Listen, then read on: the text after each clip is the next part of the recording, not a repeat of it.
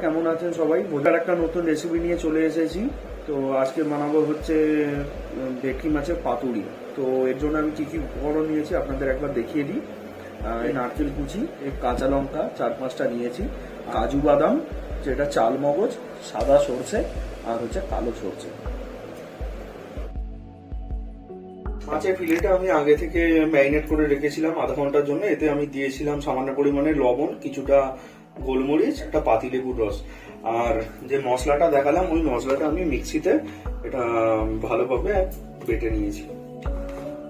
আর এরপরে দেব এতে কিছুটা পরিমাণে দই, টক দই সামান্য পরিমাণে দেব, কারণ আগে লেবু দিয়েছিলাম, নাহলে বেশি টক হয়ে যাবে। এরপরে যে মশলাটা আমি পেস্ট করে রেখেছিলাম তো ওটা আমি দিয়ে দেব।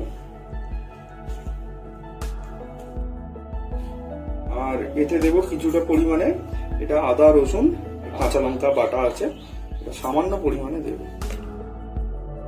এবার দেব কিছুটা পরিমাণে সরষের তেল। এটাকে ভালোভাবে মিক্স করে নেব। এবার দেব এতে কিছুটা পরিমাণে হলুদ,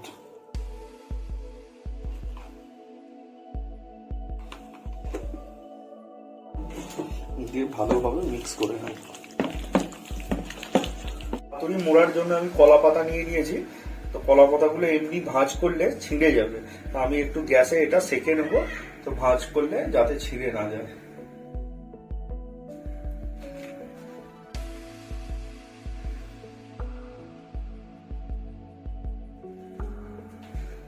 এরকম করে সব কলা পাতাগুলো আমি শিখে নেব। আমি একে একে এবার পাতুরিগুলো আমি কলা পাতায় একে একে মুড়ে নেব।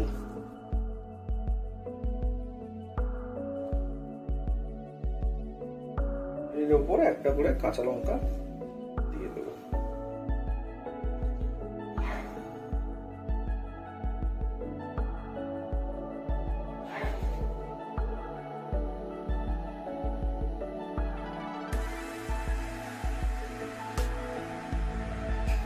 এটাকে সুতো দিয়ে এরকম র্যাপ করে নেব।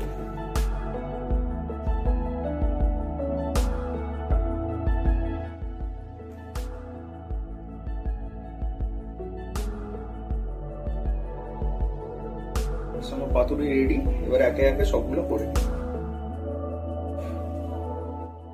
মোমো ক্যানের মধ্যে আমি আগে থেকে জল বসিয়ে নিয়েছিলাম, জলটা মোটামুটি ফুটতে শুরু করে দিয়েছে। তো মোমো ক্যানের উপরে আমি একে একে পাতুরিগুলো সাজিয়ে নিয়েছি। এবার এটা ভাপে দেব 15-20 মিনিটের মতো।